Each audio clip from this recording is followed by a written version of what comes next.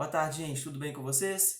Hoje nós vamos continuar falando sobre Grécia, né? Vamos entrar e falar sobre Atenas e Esparta. E eu resolvi usar os slides que eu mandei para vocês no Google Drive. Quem por acaso ainda não pegou, não baixou, vai lá no Google Drive, tá valendo a pena. Hoje eu vou comentar a nossa aula a partir desses slides, beleza? Acompanha aqui comigo então, ó. Vamos lá. Começar falando de Atenas. Geografia e organização da cidade. Atenas foi fundada pelos jônios por volta do século X a.C., numa colina, a poucos quilômetros do mar. Foi uma das poucas cidades a não ser ocupada pelos dórios. Esse local fica no sul da Península Balcânica. Então a cidade de Atenas vai ser fundada nesse local aí e a gente não vai ter então os dórios dominando essa região, que é raro quando a gente fala em Grécia. Como a região possui bons portos naturais, os atenienses desde cedo voltaram-se para a pesca, navegação e o comércio marítimo. No entanto, os atenienses cultivavam em suas colinas a oliveira e a videira, produzindo azeite e vinho que eram comercializados na região do Mediterrâneo. O solo em Atenas era muito pobre, tá, gente? Então é raro a gente ter plantação ali. O que vai dar certo vai ser exatamente o azeite e o vinho naquela região. O que vai fortalecer muito em Atenas vai ser o comércio marítimo, né? Eles vão desde cedo desenvolver então esse comércio através do mar, vão desenvolver embarcações, técnicas de navegação, que vai propiciar com que eles sejam ótimos comerciantes e navegadores. Coloquei aqui então para vocês uma planta da cidade de Atenas, né, em época de prosperidade na antiguidade.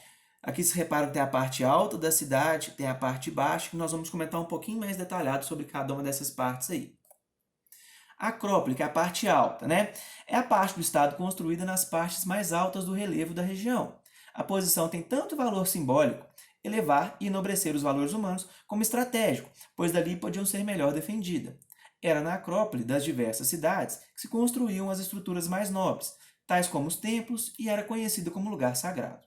Esses templos estavam localizados na Acrópole devido a ser o ponto mais alto da cidade, o que tornaria, assim, difícil o acesso e, por sua vez, dificultaria os inimigos a lá chegar. Então, ó, repara que essa parte mais alta aqui é onde a gente vai ter, então, os templos, os locais mais importantes da cidade. E quando aconteciam também invasões de povos estrangeiros, todo o povo ateniense subia para essa parte mais alta, afinal de contas, é bem mais fácil proteger estando na parte alta das pessoas que estão vindo de baixo. A ágora é um termo grego que significa reunião de qualquer natureza, geralmente empregado por Homero como uma reunião geral de pessoas. Normalmente era um espaço livre, com edificações, onde os cidadãos costumavam ir, configuradas pela presença de mercados e feiras livres em seus limites, assim como por edifícios de caráter público. Enquanto elemento de constituição do espaço urbano, a ágora manifesta-se como a expressão máxima da esfera pública na urbanística grega, sendo o espaço público por excelência da cultura e a política da vida social dos gregos. Estava normalmente rodeada pelos edifícios privados e públicos mais importantes. É nela que o cidadão grego convive com o outro para comprar coisas nas feiras, onde ocorrem as discussões políticas e os tribunais populares. Então, essa parte mais baixa da cidade aqui, ó, é exatamente onde vai ter a água, né? A vida social de Atena vai acontecer nessa parte aí. O comércio, o encontro, a discussão política toda vai ser exatamente nessa região aí. Coloquei para vocês uma outra imagem também na internet que eu achei interessante, que mostra para a gente a cidade de Atenas murada, né? Aqui em cima a gente vai ter no topo a Acrópole, que é essa parte mais alta, então, onde eles conseguem se esconder, onde a gente vai ter os templos, e a Ágora, onde a gente vai ter a feira, as casas das pessoas mais importantes, enfim, a vida social e política de Atenas acontecendo. Aí do lado de fora dos muros a gente vai ter, então, a parte onde eles vão produzir principalmente o vinho e o azeite, essa chamada de zona rural, e o porto de Atenas. Aqui nós estamos falando das 4 formas de governo que a gente vai ter na cidade de Atenas, né? A gente vai ter a monarquia, que é quando a cidade vai ser governada por uma única pessoa, no caso, o rei ou o imperador. A gente vai ter a aristocracia também, quando a cidade é governada pelos aristocratas, que é um grupo pequeno, né, dos maiores proprietários rurais, em geral que são chefes de clãs, eles vão comandar a questão política. Atenas vai ter esse período, Esparta vai ter somente a aristocracia. E a gente vai ter também a tirania, né, que é quando a aristocracia vai ceder então à pressão dos grupos menores, principalmente quanto à elaboração de leis para atender aos desejos dos grupos menos favorecidos. Então, aquelas pessoas que não participavam da política em Atenas vão fazer reivindicações e nesse momento da tirania eles vão ser beneficiados. O regime de governo fundamentado na elaboração das leis que atendia aos interesses do povo, colocava o poder entre os que elaboravam as leis, tiranos, e não se baseava mais apenas no costume e na tradição, que normalmente beneficiavam os aristocratas, foi chamado de tirania. E por último, mais importante para a gente, que vai ser o início de toda a democracia, vai ser então esse período que, né, refere-se ao governo do povo, demos, povo, cratia, governo. Na democracia, é o próprio povo que luta por direitos por meio de sua participação política. A democracia ateniense é bem diferente das democracias atuais. E apesar de ser muito importante por ser então precursora das democracias, a democracia de lá ela é bem diferente da nossa. Nós vamos falar sobre isso também daqui a pouco. Como é que era composta a sociedade? A gente vai ter os eupátridas, os demiurgos, os metecos e, por último, os escravizados em Atenas. Né? Os eupátridas são os bem-nascidos, a camada aristocrática que detinha os privilégios, constituída pelos grandes proprietários de terras. São as pessoas mais ricas de Atenas e que comandavam a política em todos os momentos na cidade.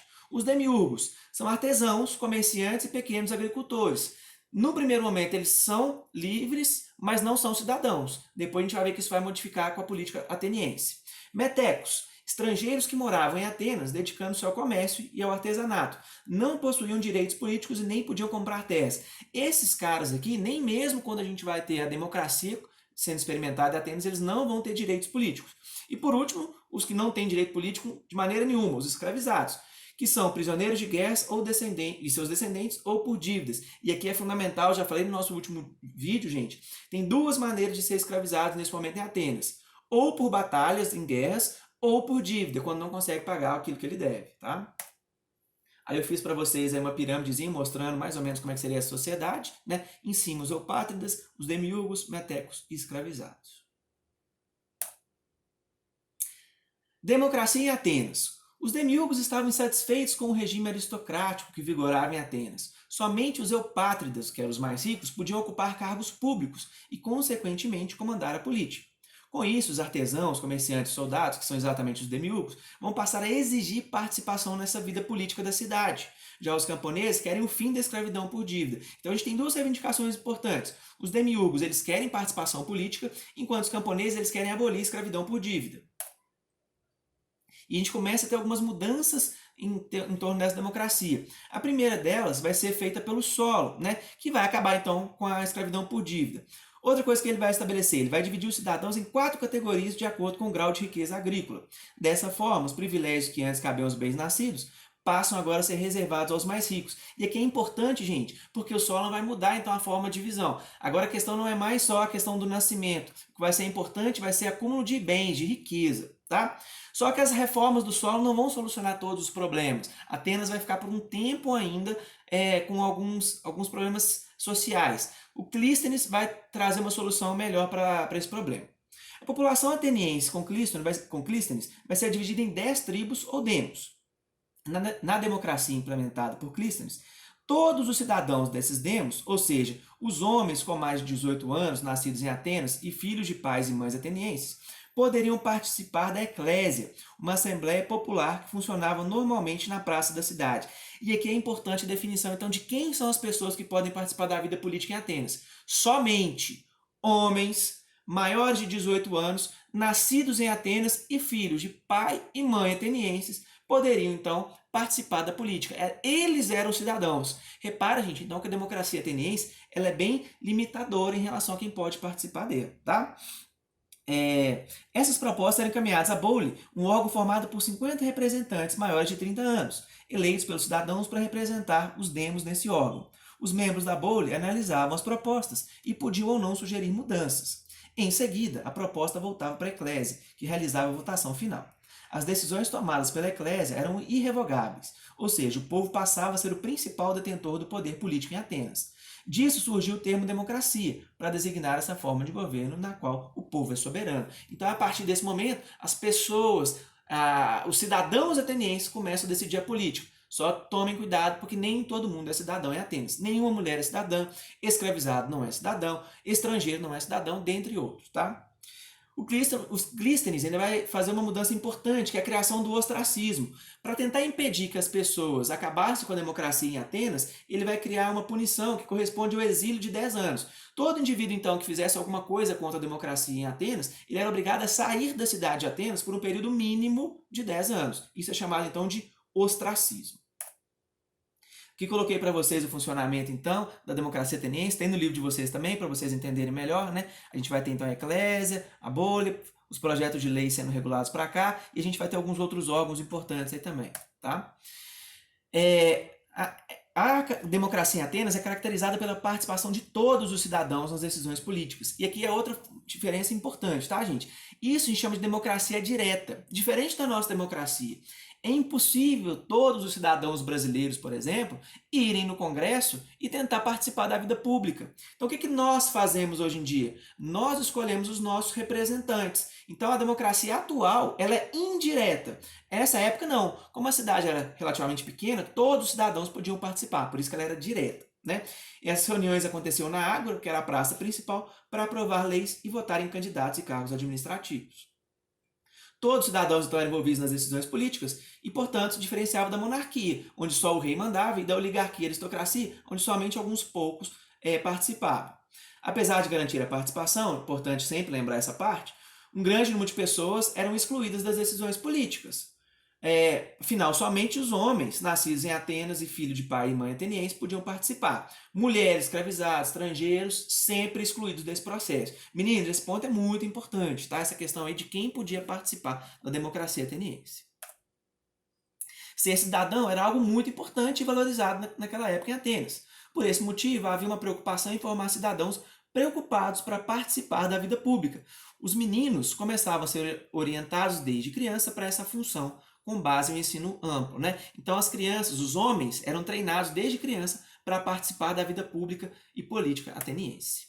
Aqui coloquei mais uma imagem de uma Assembleia Popular em Atenas, acontecendo aí também na Ágora, né? na praça pública. Tá? Aí já expliquei um pouquinho a diferença entre democracia ateniense atual, né? Que é a questão aí de naquela época a gente vai ter uma democracia direta, hoje uma democracia indireta. Outra coisa importante dessa diferenciação é que naquela época cidadão era somente aquele grupo que já falamos e hoje em dia a democracia ela é ampla, né? Todo brasileiro, todo mundo que nasce no Brasil já nasce cidadão brasileiro, né? Então é uma democracia mais ampla, uma cidadania mais ampla do que naquela época. Agora vamos falar um pouquinho de Esparta. Esparta era bem diferente de Atenas, né? A começar pela localização. Ela estava localizada na península do Peloponeso, né? Entre altas montanhas e não tinha saída para o mar. Aqui é legal dizer que Esparta, diferente de Atenas, tinha um solo bastante fértil, né? O que facilitava então a vida naquela cidade. A cidade foi fundada pelos dórios, que depois de conquistar os povos vizinhos, os submeteram ao seu domínio. Desde o começo de sua história, Esparta mais parecia um acampamento militar. Na infância, os espartanos eram preparados para a vida militar. Segundo o historiador Heródoto, o lema dos espartanos era não fugir dos campos de batalha diante de qualquer número de inimigos, mas permanecer firmes em seus postos e nele vencer ou morrer. Então, gente, em Atenas as crianças elas eram preparadas desde cedo para participar da vida política. Aqui em Esparta, pelo contrário, as crianças eram preparadas para participar da vida militar. O ponto alto da vida dos espartanos era participar das guerras. Nós vamos falar mais sobre isso a partir de agora, tá? Vamos lá. Por volta do século 8 a.C., Esparta já tinha expandido seu domínio pela região da Lacônia e dominava quase todas as regiões vizinhas a Esparta, como por exemplo Messênia. A região era bastante fértil e possibilitava o cultivo de cereais que sustentava a população. Além disso, havia muitas terras boas para pastagem e domesticação de animais. Entretanto, sua geografia não permitia grandes navegações, e por isso Esparta não se destacou no comércio, ao contrário de Atenas, que tinha solo pouco fértil, mas destacou-se pelas relações comerciais, a partir do Porto de Pirineus. Então aqui já tem diferenças importantes.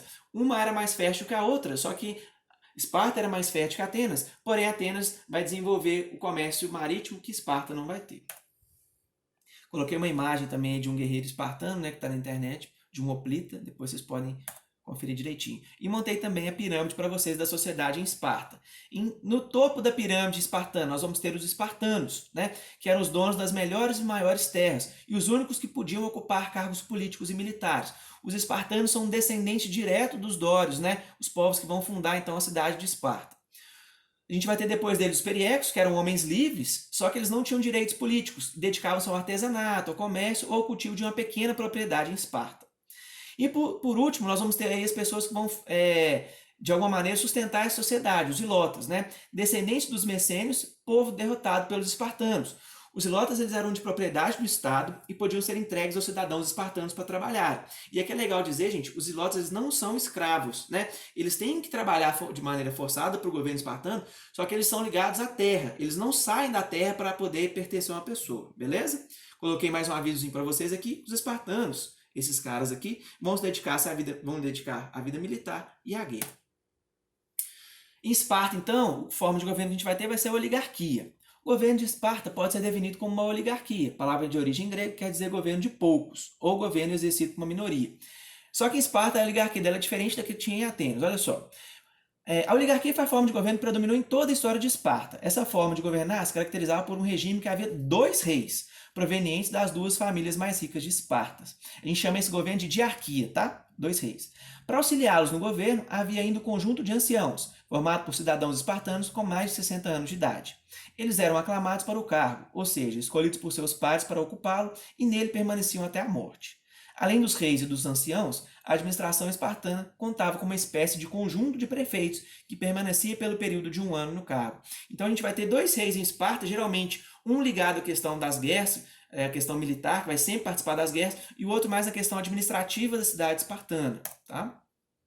Coloquei para vocês aí a estrutura política de Esparta, a questão da diarquia, da Gerúsia, da Ápela e dos Éforos, né? Como é que vai funcionar então a política em Esparta nesse momento. E terminei mostrando imagens que estão no livro de vocês também, sobre 2 cartões postais, né, que mostram regiões da Grécia como um todo. Beleza, gente? Coloquei também referências bibliográficas aí sobre o que eu utilizei. Espero que essa aula tenha ajudado vocês, os slides também, tá, gente? Qualquer dúvida que vocês tenham, pode comentar aqui no YouTube, também pode mandar mensagem no Positivo On ou no e-mail que eu respondo vocês, tá? Até semana que vem.